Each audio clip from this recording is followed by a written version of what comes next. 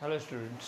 तो last time हमने quantum model के बारे में पढ़ा था, ठीक है, जो श्रोडिंगर ने बताया था, और उसने जो क्वांटम नंबर बताए थे वो आज हम पढ़ने वाले हैं, ठीक है। फर्स्ट क्वांटम नंबर जो है वो मैंने आपको बताया था प्रिंसिपल क्वांटम नंबर, ठीक है, प्रिंसिपल क्वांटम नंबर। अब ये क्या है और ये जो क्वांटम नंबर है वो क्या बताते हैं, तो मैंने आपको बोला था कि वो एड्रेस बताते हैं इलेक्ट्रॉन्स का, ठीक है। अगर मानो कि मेरा नाम जो है वो यहाँ पे अगर मुझे कुछ मंगवाना है, ठीक है, तो मैं मेरा नाम लिख लूँगा यहाँ पे, ठीक है। तो ये मेरा नाम हो गया। उसके बाद मेरा यहाँ पे एड्रेस होगा, ठीक है। यहाँ पे जो मेरी होम का जो एड्रेस होगा वो यहाँ पे मैं लिखूँगा, ये एरिया का एड्रेस लिखूँगा, ठीक है। फिर यहाँ पे मैं क्या लिखूँगा, मेरी सिटी लिखूँगा, ठीक है, वलसाड़। फिर यहाँ में मैं डिस्ट्रिक्ट लिखूँगा, डिस्ट्रिक्ट क्या होगा, वो भी वलसाड़ होगा। और यहाँ पे मैं स्टेट लिखूँगा। अगर मुझे इंटरनेशनली कुछ मंगवाना है या नेशनली कुछ मंगवाना है तो मुझे स्टेट भी लिखना पड़ेगा, गुजरात, ठीक है। और उसके बाद मुझे पिन कोड भी देना पड़ेगा, बहुत ही ज़रूरी है, 396001 which is our pin code. तो जो भेजने वाला है वो क्या देखेगा, फर्स्ट ऑफ ऑल तो वो देखेगा स्टेट, किस स्टेट में जाने वाला है, मतलब कहाँ भेजना है। अब ये नाम के तो बहुत सारे हो सकते हैं गुजरात के अंदर, ठीक है ना। तो पहले तो उसे स्टेट कौन सा है वो देखना पड़ेगा, तो स्टेट के अंदर भी बहुत सारे होंगे। उसके बाद उसको देखना पड़ेगा कि डिस्ट्रिक्ट कौन सा है वो देखना पड़ेगा, ठीक है, डिस्ट्रिक्ट देखेगा। उसके बाद वो देखेगा कि पिन कोड क्या है, ठीक है, और सिटी, ये दोनों देखेगा। उसके बाद पहले उसने स्टेट देखा क्योंकि पूरे इंडिया में बहुत सारे हो सकते हैं, ठीक है। उसके बाद डिस्ट्रिक्ट देखा कि इस स्टेट के अंदर कौन सा डिस्ट्रिक्ट है, ठीक है। उसके बाद उसने पिन कोड देखा क्योंकि ये एड्रेस तो कहीं दूसरे भी हो सकता है, घर का नाम हो सकता है, बिल्डिंग का नाम हो सकता है, ठीक है। तो उसके बाद उसने पिन कोड देखा। पिन कोड के बाद उसको एरिया पता चला, तब वो एड्रेस पे जाएगा और उस एड्रेस पे मेरा ये पता मिल जाएगा, मतलब कि मेरा नाम मिल जाएगा वहाँ पे, ठीक है। तो ऐसे जो है ये जैसे एड्रेस है ना, ये पूरी लाइन है, वैसे ही ये क्वांटम नंबर्स है, ठीक है। इलेक्ट्रॉन को कैसे फाइंड करेंगे, उसका एड्रेस शो करते हैं। तो कैसे करते हैं कैसे नहीं, वो आज हम देखने वाले हैं। क्वांटम नंबर जो है वो बहुत ही इंपॉर्टेंट है, आपकी स्कूल की बोर्ड एग्जाम हो या फिर स्कूल एग्जाम हो, क्वांटम नंबर पूछे ही जाते हैं, ठीक है। इसके ऊपर शॉर्ट नोट आती है, ओके। तो first of all principal quantum number हम देखने वाले हैं, ठीक है। तो ये क्या बताता है, तो हमने देखा कि पहले इलेक्ट्रॉन जो है वो क्या आता है, एनर्जी लेवल आता है, या फिर शेल्स या फिर ऑर्बिट्स, ये हमने देखा था, ठीक है। फिर उसमें हमने देखा कि सोमरफील्ड ने बोला कि सब शेल्स है, क्या बोला, सब शेल्स है, ठीक है। उसके बाद जो है वो पता चला क्वांटम मैकेनिकल मॉडल में कि उसके अंदर क्या है, ऑर्बिटल्स है ना, ऑर्बिटल्स बोला था ना, श्रोडिंगर ने बोला था, ऑर्बिटल्स नया नाम आया था, ठीक है। उसके बाद जो है ये जो ऑर्बिटल्स है उसके अंदर इलेक्ट्रॉन रहते हैं, ठीक है, ऐसे ऐसे, लेकिन वो भी एक्स एक्सिस पे, वाई एक्सिस पे और जेड एक्सिस की ऑर्बिटल होती है, ठीक है, उसकी डायरेक्शन भी होती है। अब ये कहाँ से आया, तो मैंने बोला था श्रोडिंगर ने 3D मॉडल दिया था, और 3D मॉडल में एक्स एक्सिस, वाई एक्सिस और जेड एक्सिस होता है। 2D में सिर्फ एक्स एक्सिस और वाई एक्सिस ही होता है, लेकिन 3D में क्या, तीनों एक्सिस होती है, ठीक है ना। तो ये मॉडल 3D मॉडल को हम फॉलो कर रहे हैं, तो तीनों एक्सिस पे इलेक्ट्रॉन जो है वो ऑर्बिटल्स पे होंगे, मतलब कि ऑर्बिटल्स तीनों एक्सिस को फॉलो करेगी, मतलब कि ऑर्बिटल्स के भी शेप होंगे, क्या होंगे, शेप होंगे, ठीक है, वो देखेंगे हम। इतना पता चला। तो ऐसे जब नेम था, एड्रेस था, वैसे ही यहाँ पे भी ये है एड्रेस, ठीक है, वो हम देखने वाले हैं कि क्वांटम नंबर कैसे शो करते हैं, ओके। तो चलो फर्स्ट जो है प्रिंसिपल क्वांटम नंबर, उसको फाइंड करते हैं। प्रिंसिपल क्वांटम नंबर वो क्या शो करता है, it tells about in which energy level बोल दो, या फिर ऑर्बिट बोल दो, या फिर शेल बोल दो, एन इलेक्ट्रॉन इज प्रेजेंट, ये बताता है कि किस एनर्जी लेवल में या किस शेल में, ठीक है, या किस ऑर्बिट के अंदर इलेक्ट्रॉन होगा, ठीक है। जैसे हम बोल सकते हैं ये स्टेट का है, स्टेट के जैसा है कि किस स्टेट में है। स्टेट और डिस्ट्रिक्ट दोनों ले लो, स्टेट और डिस्ट्रिक्ट दोनों ले लो, ठीक है। अगर मान लो कि हमने n = 1 देखा था, n = 2 देखा था, n = 3, n = 4, ये 4 शेल की बात करते हैं। तो पहले आप पढ़े हो, इसको के शेल बोलते हैं, इसको L M शेल और N शेल, KLMN, ओके। तो ये जो है वो क्या है, शेल मतलब कि इस शेल में है, इस सेल में है, ये इस शेल में या फिर इस शेल में है, वो ये क्वांटम नंबर बताएगा हमें, ये मेन है, ठीक है। एनर्जी लेवल की बात करूं मैं, ठीक है, एनर्जी की बात करूं तो n = 1 जो है उससे ज़्यादा n = 2 शेल की क्या होगी, एनर्जी होगी, उससे ज़्यादा n = 3 की, और उससे ज़्यादा n = 4 की। मतलब कि एनर्जी लेवल जो है वो क्या होगी, शेल की जितना जैसा नंबर बढ़ता जाएगा उतनी ही शेल की जो मतलब कि बोलो आप कि क्या बोलते हो आप, एनर्जी है वो क्या होगी, बढ़ती जाएगी, ठीक है। इतना क्लियर हुआ, समझ में आया इतना, ओके क्लियर। तो फिर आगे चलते हैं, ओके। अब लाइट आ गई है।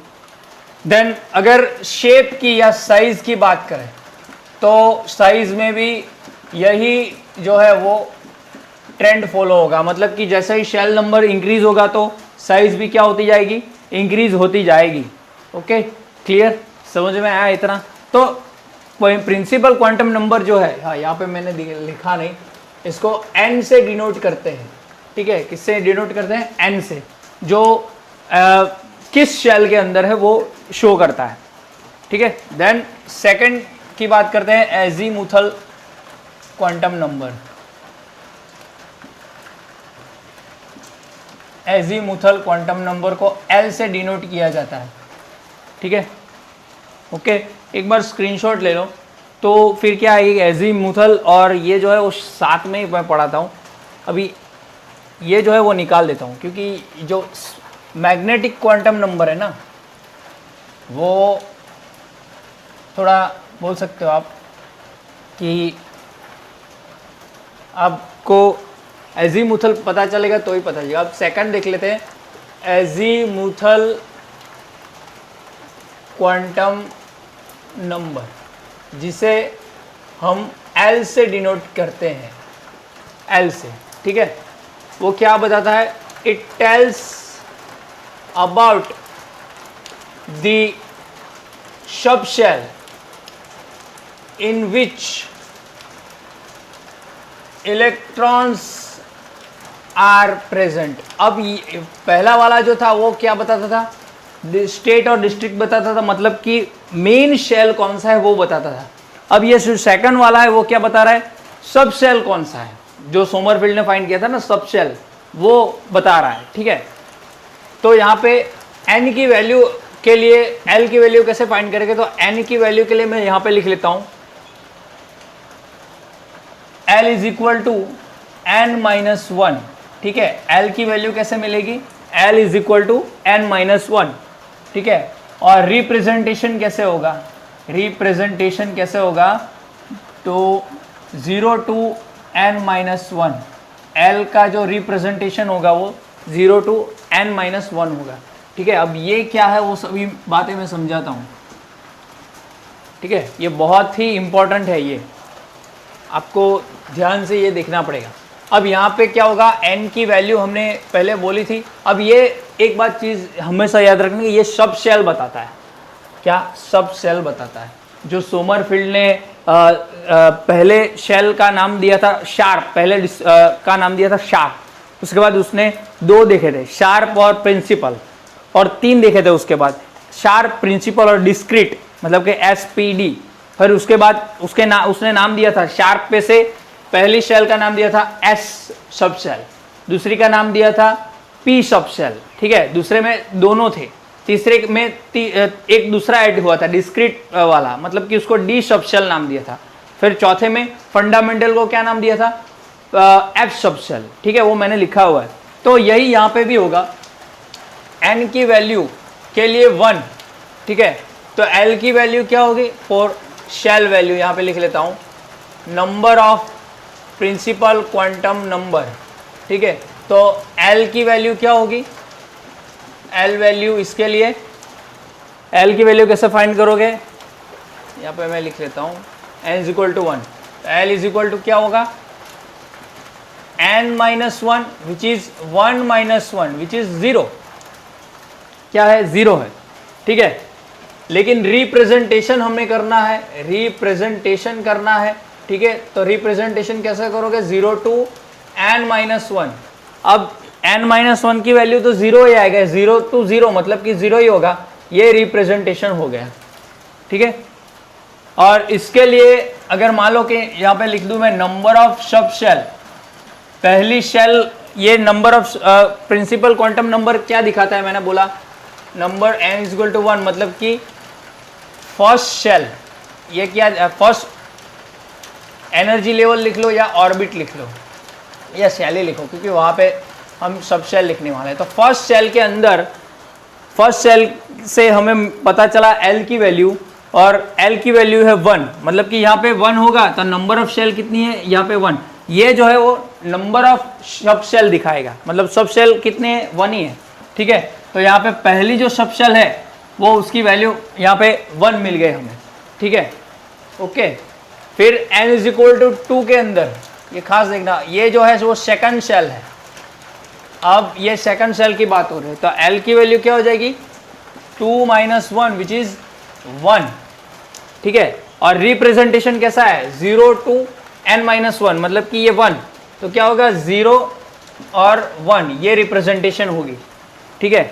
0 तो लेना है, 0 टू n माइनस 1, मतलब कि n माइनस 1 क्या है, 1, तो 0 and 1, ठीक है। तो यहाँ पे 2 आ गई, तो कितने सब शेल हो गए, 2, यहाँ पे 1 था तो 1 sub shell, number of sub shell, यहाँ पे 0 and 1, 2 सब शेल, मतलब कि पहले शेल के अंदर एक ही सब शेल है, दूसरे शेल के अंदर 2 सब शेल हैं, ठीक है। ये शेल मतलब कि KLM जो देखा था ना ऑर्बिट वाला, ऑर्बिट बोल सकते हो या एनर्जी लेवल भी बोल सकते हो, प्रिंसिपल क्वांटम नंबर वही दिखाता है। फिर n इज इक्वल टू 3, मतलब कि थर्ड शेल या एनर्जी लेवल लिख सकते हो आप। इसकी वैल्यू क्या होगी L की, इसके लिए 3 माइनस 1 विच इज 2, रिप्रेजेंटेशन क्या होगा, 0 1 2, 0 टू n माइनस 1 है, n माइनस 1 की वैल्यू 2 आ गई, 0 1 2, ठीक है। तो कितनी सब शेल हो गई, 3, कितनी हो गई, 3 हो गई।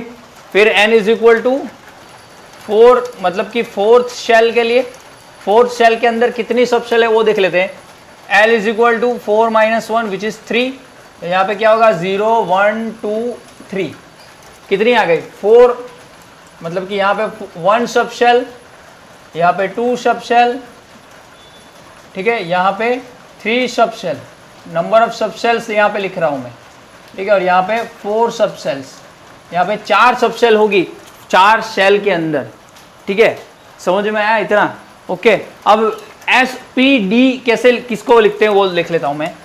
L इज इक्वल टू, अगर 0 होगा, ठीक है, यहाँ पे ये 0, इसके लिए यहाँ बोल दो L इज इक्वल टू 0 के लिए, उसे बोला जाता है S सब शेल बोला जाता है।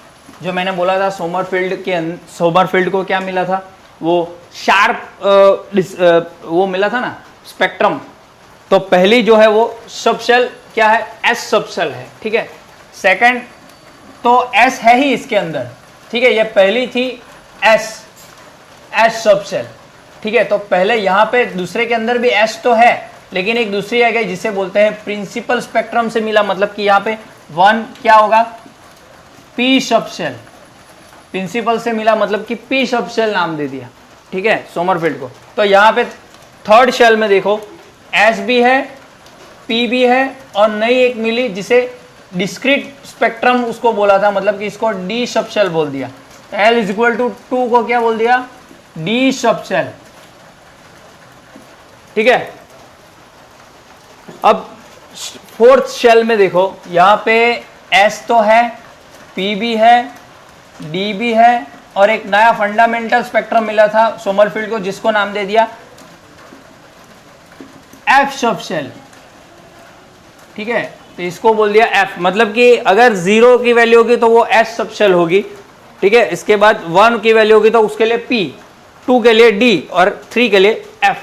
समझ में आया? मतलब कि नंबर ऑफ सबशेल क्या है, ठीक है, वो यहाँ पे बताता है कितनी सबशेल है, पर्टिकुलर शेल के अंदर कितनी सबशेल है। सोमरफील्ड को फर्स्ट स्पेक्ट्रम जो मिला था उसके अंदर सिर्फ एक ही स्पेक्ट्रम था, जब दूसरा मिला उसमें 2 थे, तीसरा मिला तो उसके अंदर 3 थे, चौथा मिला उसके अंदर 4 थे सबशेल। मतलब कि ये पट्टा, ये के, ये एल, ये एम और ये एन के अंदर 4, एम के अंदर 3, एल के अंदर 2 और के अंदर 1 ऐसा मिला था। तो पहला शार्प था इसीलिए उसको एस सबशेल नाम दे दिया उसने, सोमरफील्ड ने। पहला शार्प तो दिख रहा था इसमें दूसरे में, लेकिन एक दूसरा मिला था जिसको उसने प्रिंसिपल मतलब कि पी सबशेल दे दिया।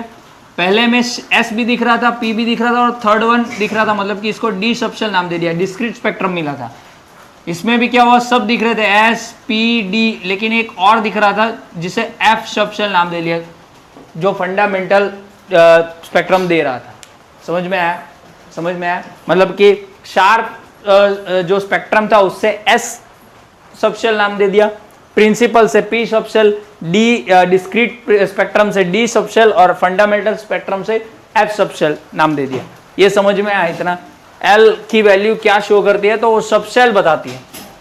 ठीक है, ओके, चलो अब इतना क्लियर हो गया। तो अभी मैग्नेटिक क्वांटम नंबर जो है वो अच्छी तरीके से समझ में आएगा, क्योंकि वो जो है वो एल समझने के बाद ही समझ में आता है।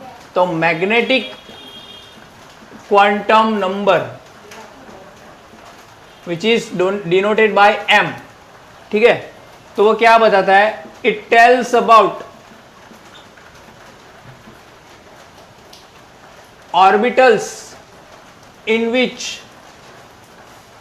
Electrons are present, electrons are present. अब ये चीज जो है वो बोल सकते हो कि आप श्रोडिंजर ने फाइंड की थी, क्योंकि श्रोडिंजर ने ही बोला था कि प्रोबेबिलिटी होगी इलेक्ट्रॉन क्लाउड की, जिसको क्या दे दिया था? ऑर्बिटल्स नाम दे दिया था। ठीक है, ऑर्बिटल्स का मतलब क्या है? Electron cloud. लास्ट लेक्चर में बताया है मैंने, electron cloud where probability of presence of electron is 90%, जहां पे इलेक्ट्रॉन की प्रेजेंट जो होगी क्या होगी? 90% होगी। ठीक है, तो इतना आपको मैंने समझाया था अगले लेक्चर में। तो ये ऑर्बिटल्स बताती है।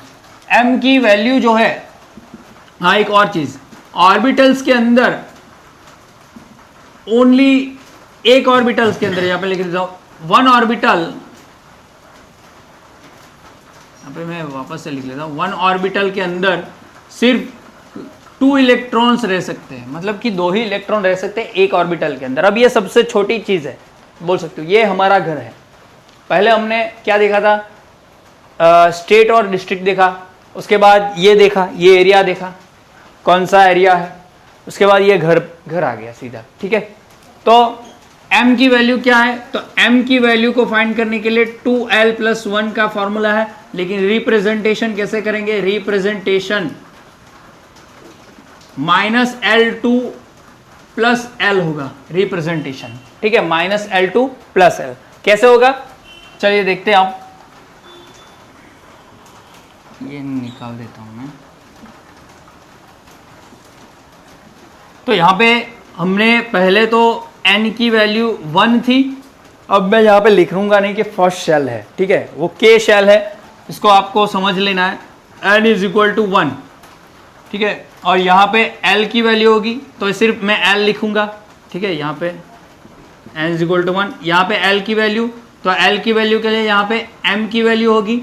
ठीक है, फिर रिप्रेजेंटेशन ऑफ m वैल्यू। ठीक है, इतना लिखूंगा पहले। इतना क्लियर हो गया?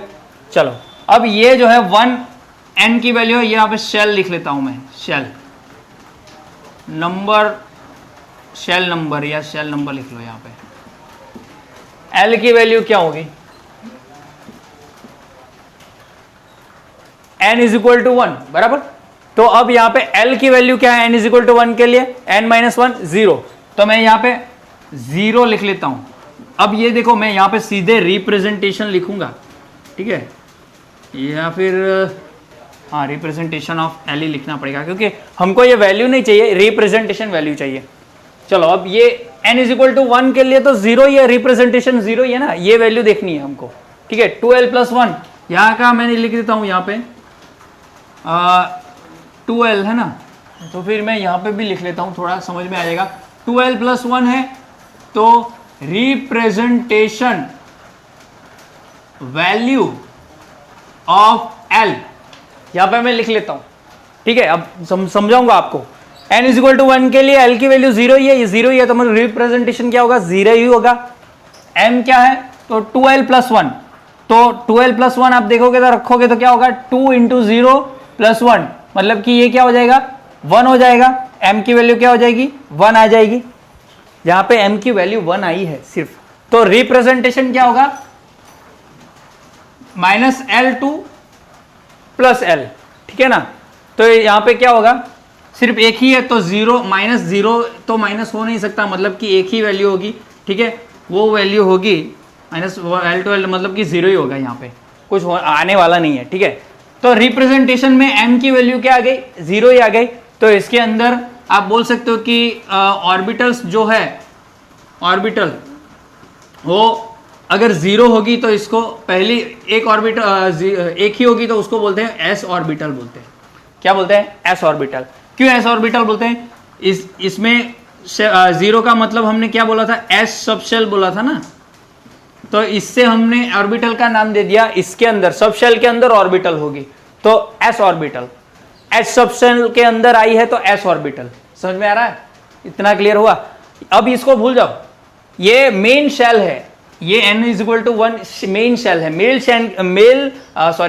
शेल के अंदर ये सब शेल है और सब शेल के अंदर ऑर्बिटल्स है। समझ में आ रहा है आपको, क्लियर हुआ। मतलब क्या बोल रहे हो कि ये अपना डिस्ट्रिक्ट है, ये अपना वलसाड़ सिटी है और उसके अंदर अपना गांव बोल दो या अपना जो सोसाइटी है वो बोल दो, ये है। समझ में आ रहा है, उसके अंदर आप रह रहे हो, इतना समझ लो, ठीक है।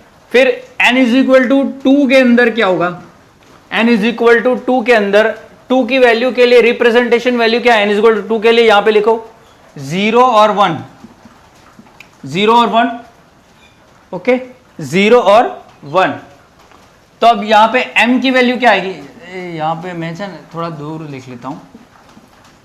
0 और 1 के लिए m की वैल्यू क्या आएगी, पहले इसमें क्या रखो आप 0 रखो तो क्या आएगी, पहले आपको वैल्यू मिलेगी 1 मिलेगी आपको, ठीक है। उसके बाद कौन सी वैल्यू मिलेगी, ये पहले 0 रख दी तो 2 इंटू 0 प्लस 1, सॉरी मैंने यहाँ पे 1 रखा ना, हाँ 2l प्लस l नहीं आएगा, 2l प्लस 1 आएगा, ठीक है, थोड़ा प्रॉब्लम हो गया। तो चलो 2 इंटू 0 रखेंगे तो 0 हो जाएगा, प्लस 1 तो 1 आ गई, ठीक है। अब 2 ये 1 की वैल्यू रखेंगे, ये 1 की वैल्यू, ठीक है। एक काम करो मैं ऐसे लिख लेता हूँ तो ज़्यादा अच्छा रहेगा 1, ठीक है। 0 और 1 तो 0 और 1, ठीक है। ऐसा क्यों लिख रहा हूँ मैं आपको बताता हूँ। तो ये s सबशेल है और ये जो है वो 1 का हमने बोला था p सबशेल है, ठीक है। इसलिए मैंने आपको ये समझाने के लिए यहाँ पे लिखा था। तो ये L की 0 की वैल्यू है तो ये S है और 1 की वैल्यू P है, मैंने अभी यहाँ पे भी लिखा हुआ है, ठीक है। तो 0 के लिए मतलब कि S सबशेल के अंदर कितनी ऑर्बिटल है, तो सिर्फ एक ही है, तो एक ही मतलब कि क्या है रिप्रेजेंटेशन 0 होगा, ठीक है। L की वैल्यू 0 है ना, तो minus L two plus L तो 0 ही होते, तो 0 होगा, मतलब कि यहाँ पे भी क्या है S ऑर्बिटल है। आप देखो पहली शेल मतलब कि K शेल के अंदर सिर्फ एक ही सब शेल है और सब शेल के अंदर भी एक ही ऑर्बिटल है, ठीक है, समझ में आ रहा है। अब दूसरी की बात कर रहे हैं तो दूसरी के अंदर 2 सब शेल है, कैसे पता चला, मैंने बोला था यहाँ पे दूसरी शेल के अंदर 2 सब शेल है, लेकिन 2 सब शेल के अंदर कितनी ऑर्बिटल्स है, ठीक है, पहले शेल, उसके बाद सब शेल, उसके बाद ऑर्बिटल्स। ठीक है, तो अब इस सब शेल के अंदर एक ही है तो दिख लिया, यहाँ पे 1 है तो यहाँ पे रिप्रेजेंटेशन क्या होगा, ये 1, एम की वैल्यू क्या आ गई, यहाँ पे 1 आ गई। ठीक है, हाँ यहाँ पे एम की वैल्यू 0 लिखना पड़ेगा, सॉरी। ठीक है, तो 0 मतलब कि एस ये है सब शेल। ठीक है,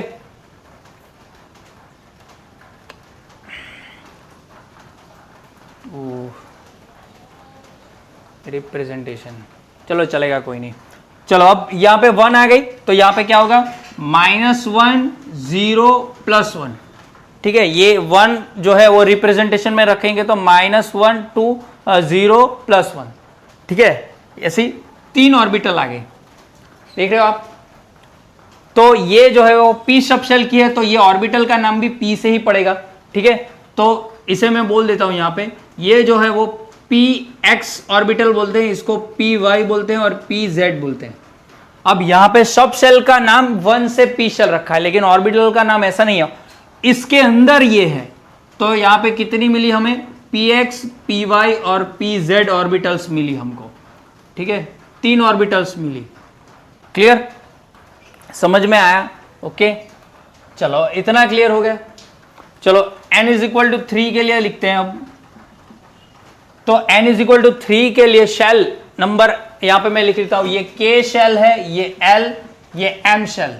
ठीक है, तो n = 3 के लिए हमने l की वैल्यू फाइंड की थी 0 1 2, तो मैं लिख लेता हूं 0 1 और 2। क्लियर, कहां से आई, यहां से आई। ये कौन सी शेल है, ये है S सब शेल, ये है P सब शेल और ये है D सब शेल।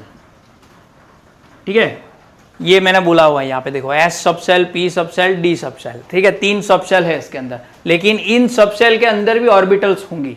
ठीक है, ये बड़ा रास्ता, ये छोटा रास्ता, ये बड़े रास्ते के अंदर 3 छोटे रास्ते हैं। 3 छोटे रास्ते में से इस छोटे रास्ते के अंदर कितनी गली है वो देखना है, इसके अंदर कितनी गली है, इसके अंदर कितनी गली है। समझ में आ रहा है ना? अब इसके लिए तो वैल्यू आपको मालूम है 0 आएगी, तो यहाँ पे क्या आएगा, रिप्रेजेंटेशन वैल्यू 0 ही होगी। ठीक है, यहाँ पे रिप्रेजेंटेशन 0 मतलब कि 1 होगा, चलो चलेगा, कोई नहीं। इसमें थोड़ा प्रॉब्लम हो सकता है, वह मतलब कि ये 1 लिखे या 0 लिखे। ठीक है, ये चलेगा, कुछ नहीं। चलो यहाँ पे ऑर्बिटल क्या होगी, यहाँ पे s ऑर्बिटल ही होगी, मतलब कि एक ही ऑर्बिटल होगी। एक काम करो, यहाँ पे 1 लिख लो, 1 मतलब कि यहाँ पे 2 वैल्यू होगी ये दोनों की। ठीक है, और यहाँ पे जो वैल्यू होगी वो क्या होगी, 3 होगी, 1 2 3। ठीक है, m की वैल्यू, क्योंकि यहाँ पे हम लिखेंगे 2l + 1 है ना, हमने ये कॉलम रखना ही नहीं चाहिए, इस कॉलम का कोई ज़रूरत ही नहीं है।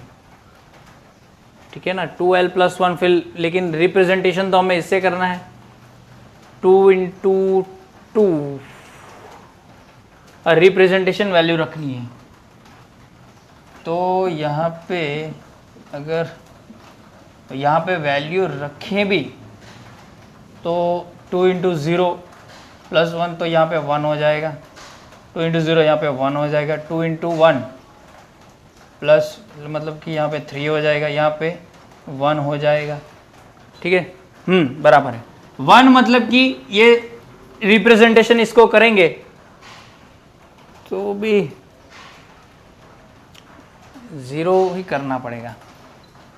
वैल्यू यहाँ पे 1 आई मतलब कि, लेकिन यहाँ पे तो वैल्यू रखनी है वो इस रिप्रेजेंटेशन की वैल्यू रखनी है, मतलब कि ये नंबर ऑफ s ऑर्बिटल कितने हैं वो बताता है। तो यहाँ पे मैं लिख देता हूँ m, नंबर ऑफ ऑर्बिटल्स, कितनी ऑर्बिटल्स होगी वो बताता है।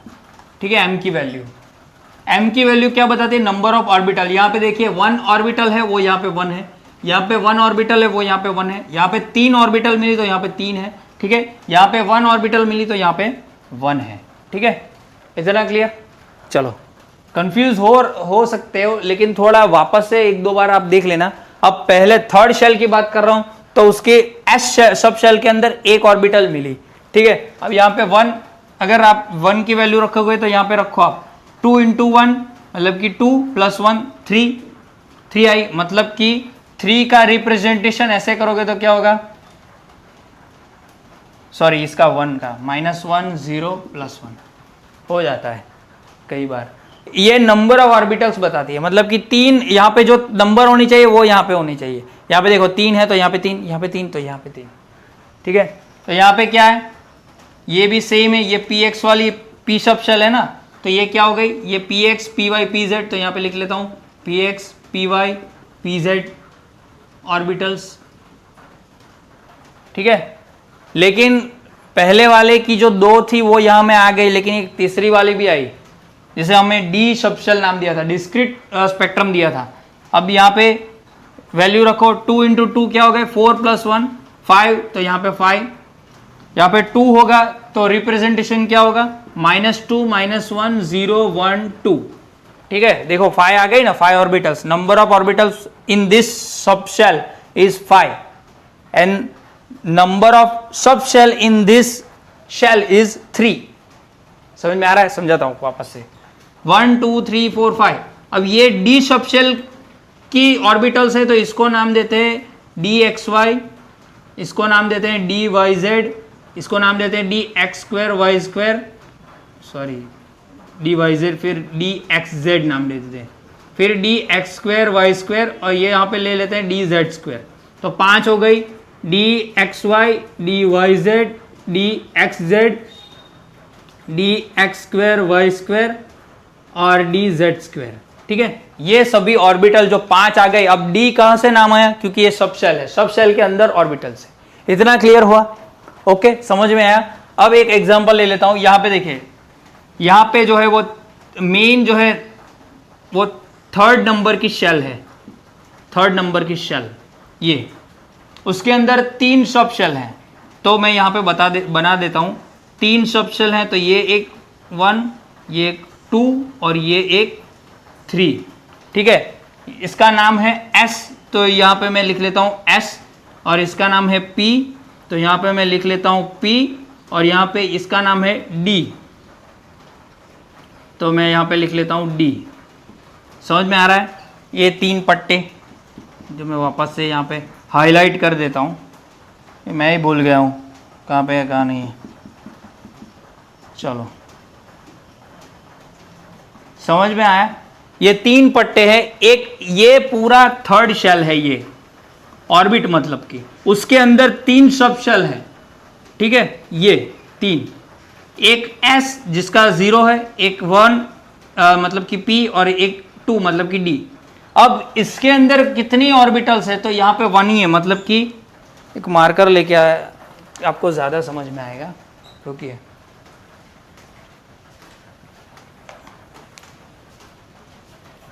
अगर इसकी इस ऑर्बिटल के अंदर इस सबशेल के अंदर एक ही ऑर्बिटल है, मतलब कि s ऑर्बिटल, तो यहाँ पे मैं लिख लेता हूँ ओनली s ऑर्बिटल, किसके अंदर, इस शेल के अंदर, जिसके अंदर इलेक्ट्रॉन होंगे। या फिर यहाँ पे मैं क्या करता हूँ, बॉक्स बना देता हूँ, एक ही है s, ठीक है, और एक के अंदर कितने इलेक्ट्रॉन रहेंगे, 2, तो 2 मैंने लिख लिया यहाँ पे, ठीक है। या फिर यहाँ पे लिख लेता हूँ मैं ऐसे 2 इलेक्ट्रॉन, ठीक है। अब p सबशेल देखो, इसके अंदर 3 ऑर्बिटल्स है, px py pz, तो ये p के अंदर मैं 3 खाने बना दूंगा, 1 2 3, ठीक है। हर एक में कितने इलेक्ट्रॉन रह सकते हैं, मैंने लिखा हुआ है 2 इलेक्ट्रॉन, तो 2 4 और 6, समझ में आ रहा है। फिर d सबशेल देखो, d के अंदर मतलब कि ये इसके अंदर कितनी ऑर्बिटल्स है, 5, 1 2 3 4 5, ठीक है। तो यहाँ पे लिख लेता हूँ मैं 5 हमको खाने बनाने पड़ेंगे, 1 2 3 और ये 5, बराबर। सबके अंदर 2 इलेक्ट्रॉन रहते तो 2 2 2 2 2, ठीक है। इतना समझ में आया। अब ये वैल्यू किसने दी, ये पूरे 3rd शेल की वैल्यू किसने दी, n प्रिंसिपल क्वांटम नंबर, मतलब कि n ने दी, ठीक है। इसके अंदर जो ये SPD किसने दी, L की वैल्यू ने दी। अब L के अंदर मतलब कि इनके अंदर इसकी वैल्यू किसने दी, वो M ने दी, स्पिन क्वांटम नंबर ने दी। समझ में आया? ओके। और हमें इससे ये भी पता चला कि एक इस खाने के अंदर, मतलब कि एक ऑर्बिटल के अंदर 2 इलेक्ट्रॉन रहते हैं। तो आप सीधे समझ जाइए, एस के अंदर कितने इलेक्ट्रॉन रहेंगे? 2। पी के अंदर 2 4 6, ठीक है। डी के अंदर 2 4 6 8 10, मतलब कि एस के अंदर 2 इलेक्ट्रॉन मैक्सिमम रहेंगे, पी के अंदर कितने रहेंगे टोटल? 6, और डी के अंदर 10। समझ में आया? क्लियर हुआ? ओके। तो आपको क्या करना है, n इज इक्वल टू 4 के लिए फाइंड करना है, शेल के लिए आपको m की वैल्यू और रिप्रेजेंटेशन फाइंड करना है। ओके, मतलब कि कितनी शेल्स हैं इसके अंदर, n इज इक्वल टू 4 के अंदर कितनी शेल्स हैं। यहाँ पे हमने n इज इक्वल टू 4 किया हुआ है, मतलब कि वैल्यू क्या आएगी? 0 1 2 3 आएगी, ठीक है। तो 0 1 2 3 के लिए इसकी वैल्यू पे क्या, m की वैल्यू क्या आएगी? 1 आएगी। इस पे हमने फाइंड किया है 3 आएगी, इस पे हमने फाइंड किया है 5 आएगी। अब इस पे क्या आएगी वो आप देखना, ठीक है। समझ में आया? तो इसमें ऑर्बिटल कितनी आएगी? 1, इसमें 3, मतलब 4 1 3 5, मतलब कि टोटल इसके अंदर कितनी हो गई? 1 3 5 9 हो गई, ठीक है। और इसके अंदर कितनी होगी वो देखो आप। ओके, अगर सीधे आप वैल्यू रखोगे इसके अंदर, ठीक है, सॉरी, हाँ, -3 2L, या -3 यहाँ पे रख दो तो 2 इंटू 3 क्या होंगे? 6 + 1, मतलब कि 7। तो इसके अंदर कितनी होगी? 7 होगी। कितनी होगी? 7, ठीक है। तो ये आप करना n इज इक्वल टू 4 के लिए, ये ठीक है, ये आपका होमवर्क है। इतना क्लियर हुआ तो नोट डाउन करो, ये बहुत ही इंपॉर्टेंट है स्कूल एग्जाम के लिए, क्वांटम नंबर पूछे ही जाते हैं, ठीक है। तो ये करना ही करना है। चलो, तो students, after 3 completion quantum number, अब लास्ट क्वांटम नंबर की बात करेंगे हम, spin quantum number. Spin quantum number which is denoted bye s। तो ये क्या बताता है? It tells about spin off electrons in an orbital. कोई ऑर्बिटल के अंदर या सभी ऑर्बिटल के अंदर इलेक्ट्रॉन के स्पिन के लिए ये बताता है, मतलब इंफॉर्मेटिव है ये। अगर मान लो कि ये न्यूक्लियस है, ठीक है, ये न्यूक्लियस है, तो ये न्यूक्लियस जो है आपको मालूम है कि इसके अराउंडिंग इलेक्ट्रॉन घूमेंगे, क्योंकि एक ऑर्बिटल के अंदर 2 ही इलेक्ट्रॉन होते हैं। मैंने आपको बताया कि 1 orbital only consist 2 electrons. Okay, अब प्रॉब्लम ये तो बात सही है कि ये जो इलेक्ट्रॉन है वो क्या करते हैं? घूमते हैं न्यूक्लियस के अराउंड। ये बात तो बहुत सारे ने क्या कर दिया, एक्सपेरिमेंट से बता दी है।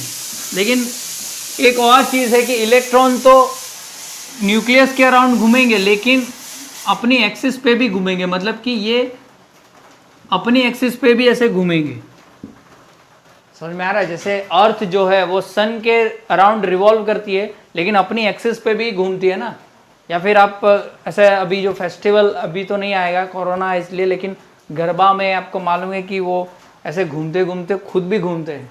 तो वैसे इलेक्ट्रॉन भी करेगा, क्या करेगा? खुद भी घूमेगा, ठीक है। और ऐसे घूमने से क्या होता है कि अब इनके अंदर ये नेगेटिव है, ये पॉजिटिव है, तो ये खुद घूमने की वजह से यहाँ पे क्या करते हैं? Electrons create magnetic properties. Magnetic properties आ जाती है इसके अंदर, ठीक है। इसके अंदर क्या आ जाती है? Magnetic properties. क्योंकि ये एक ऑर्बिटल के अंदर 2 ही इलेक्ट्रॉन होते हैं, तो ये या तो फिर ये क्लॉकवाइज अपनी एक्सिस के घूमेगा या एंटी क्लॉकवाइज, और अगर ये क्लॉकवाइज घूमेगा तो ये क्या घूमेगा? Anti clockwise. दोनों वाइस वर्सा हो सकता है। अगर ये क्लॉकवाइज घूम रहा है तो ये एंटी क्लॉकवाइज घूमेगा, और ये क्लॉकवाइज घूम रहा है तो ये एंटी क्लॉकवाइज घूमेगा, ठीक है। तो इनकी जो स्पिन है, ठीक है, इनकी स्पिन ऑफ इलेक्ट्रॉन, उससे डिनोट किया जाता है +1/2 एंड -1/2 से, ठीक है। ये प्लस और -1/2 में से एक हो सकता है, और ये भी +और -1/2 में से एक हो सकता है इसकी स्पिन।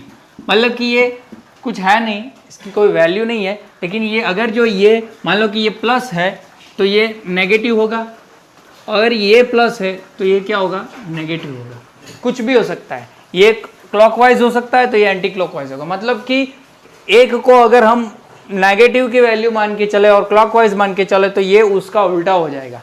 अब ऐसा क्यों, अब मैग्नेटिज्म यहाँ पे आ रहा है, ठीक है, मैग्नेटिज्म मैग्नेटिक प्रॉपर्टी आ रही है, तो इसके अंदर मैग्नेटिक प्रॉपर्टी आएगी, लेकिन ऑर्बिटल के अंदर इसकी स्पिन मान लो कि +1/2 है, तो इसकी क्या होगी -1/2, तो नेट चार्ज क्या हो जाएगा, नेट चार्ज ये तो ज़ीरो हो जाएगा ना। इसी वजह से क्या है कि इन दोनों जो ऑर्बिटल है उसमें कोई चार्ज नहीं होता, ठीक है। इसी वजह से ये बोला जा सकता है कि ये जो है इसकी स्पिन से जो मैग्नेटिक फील्ड निकल रही है उसको पूरी तरीके से क्या कर देगी, न्यूट्रल कर देगी, किसकी, मैग्नेटिक फील्ड इसकी।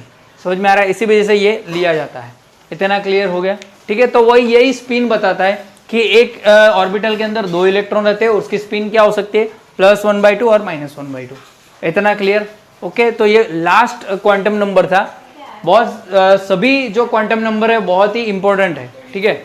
आपको प्रिंसिपल क्वांटम नंबर बोल दो, एजीमुथल या एंगुलर मोमेंटम वाला बोल दो, या फिर मैग्नेटिक क्वांटम नंबर बोल दो, ठीक है। और ये लास्ट वाला स्पिन क्वांटम नंबर, ठीक है। तो ये नोट डाउन करो, फिर आगे चलते हैं। चलो अब यहाँ पे एक बोल सकते हैं कि पूरा हम ये बना देंगे टेबल जैसा, तो ज़्यादा अच्छा रहेगा। शेल नंबर, ठीक है, या फिर ऑर्बिट नंबर भी लिख सकते हो यहाँ पे, और यहाँ पे हम लिख देते हैं एल वैल्यू, ठीक है। रिप्रेजेंटेशन वैल्यू ही लिखेंगे तो अच्छा रहेगा, ठीक है।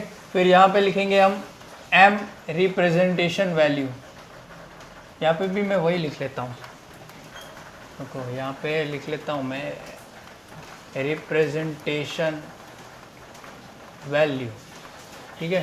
फिर यहाँ पे एम रिप्रेजेंटेशन वैल्यू दिख रहा है क्या यहाँ पे ऊपर, कि नहीं दिख रहा, नहीं दिख रहा ना, वापस से थोड़ा नीचे ले लेते हैं तो अच्छा रहेगा।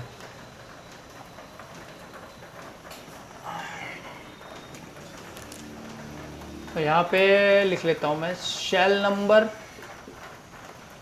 L representation value, M representation value, ठीक है। फिर यहाँ पे क्या लिख लेते हैं हम, एस वैल्यू, और यहाँ पे spin value, spin quantum number की वैल्यू तो लिखनी नहीं चाहिए लेकिन चलेगा, एस वैल्यू लिख लेते हैं। यहाँ पे ऑर्बिटल्स और यहाँ पे इलेक्ट्रॉन्स, ठीक है। इलेक्ट्रॉन्स कितने होंगे वो देख लेंगे।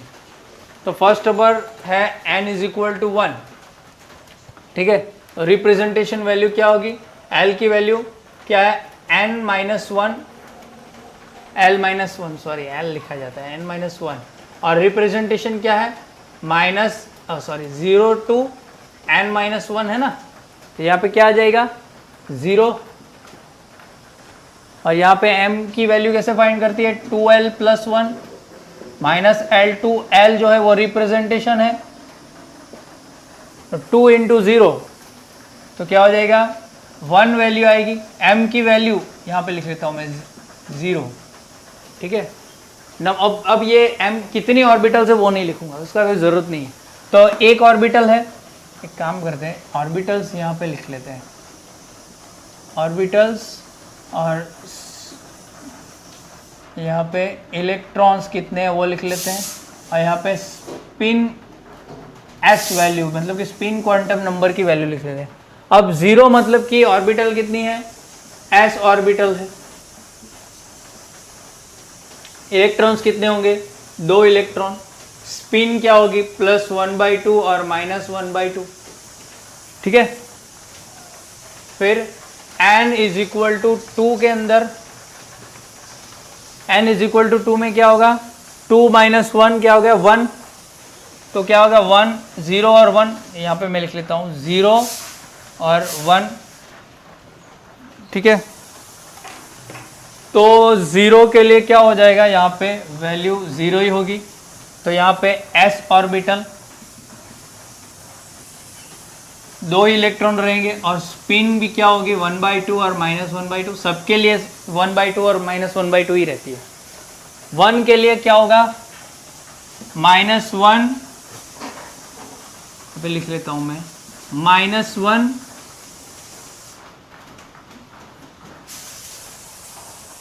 कैसे लिखूं यहाँ पे, -1 0 1 ऐसे लिखूंगा तो फिर हाँ ये चलेगा, चलो कोई नहीं। तो यहाँ पे क्या होगा, ये 0 मतलब कि s सब शेल है, इसलिए वहाँ पे s ऑर्बिटल नाम दिया। ये भी सब शेल s ही है, लेकिन ये क्या है, सब शेल p सब शेल है ना। तो यहाँ पे क्या होगा, इसको नाम दिया था हमने px, py और pz ऑर्बिटल्स। ठीक है, किसको किसको नाम दिया था, इसको px दिया था, इसको py और इसको pz। सब में 2-2 इलेक्ट्रॉन रहेंगे, तो टोटल कितने 6 इलेक्ट्रॉन, और सबके अंदर क्या होगा 1/2 -1/2 सबके लिए होगी, स्पिन सेम ही होगी 1/2 -1/2। ठीक है, या फिर मैं यहाँ पे लिख लूँ, मैं यहाँ पे लिख लेता हूँ, चलो s px लिख लेता हूँ, +1/2 -1/2। s मतलब कि spin quantum number for px, फिर spin quantum number for py +1/2 -1/2, spin quantum number for pz +1/2 -1/2। ठीक है, चलो n इज इक्वल, अब ये जो है वो अभी मैं हाईलाइट करूंगा तो ज़्यादा पता चलेगा।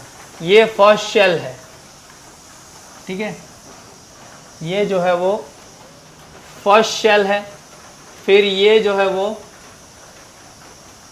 सेकंड है। ठीक है, इसको के भी बोलते हैं, के शेल, ये एल शेल है। ठीक है, चलो अब n इज इक्वल टू 3 पे चलते हैं। n इज इक्वल टू 3, तो यहाँ पे n इज इक्वल टू 3 के लिए क्या होगा, 3 - 1 तो 2 हो जाएगा, तो 0 1 2। ठीक है, तो 0 तो मालूम है आपको s सब शेल है, l की वैल्यू के लिए ये p सब शेल और ये d सब शेल।